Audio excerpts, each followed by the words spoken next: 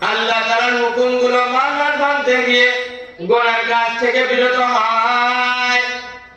ওরে মুসলমান ইমানদার, ওরে নবীর উম্মতের দল, কান খুলে কথাটা শুনে নাও।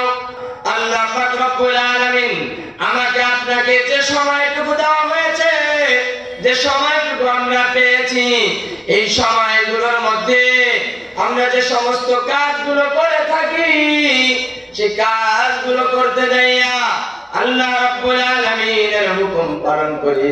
ফজরের নামাজও পড়ি, জোহরের নামাজও পড়ি, আসরের নামাজও পড়ি, মাগরিব এশা 5 ওয়াক্ত সালাত আদায় করার পরেও ওই বান্দা দেখা যায় অন্যায় কাজে লিপ্ত হয়, দেখা যায় চুরির মধ্যে লিপ্ত হয়, দেখা যায় মানুষের যে কাজগুলো করলে মানুষ খারাপ ভাবে ওই কাজটা আবার করতে যায়।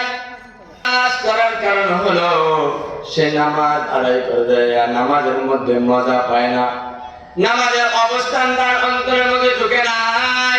নামাজে যখন দাঁড়ায়, দাঁড়ানোর সময় যখন বলে আল্লাহু আকবার, আল্লাহু আকবার যখন ধ্বনি দেয়, আল্লাহ সবচেয়ে বড়, এই কথাটা নামাজ পর্যন্তই রেখে দিয়েছে। ও মুসলমান ইমানদার, যারা নাকি নামাজও করে, চুরিও করে, নামাজও করে, ব্যভিচারও করে, নামাজও করে, মানুষের উপর জুলুম করে, নামাজও করে, সুদও খায়, নামাজও করে, ঘুষও খায়, নামাজও করে, মানুষের উপর অন্যায় আচরণও করে, ও মুসলমান ইমানদার, কান খুলে শুনে নাও।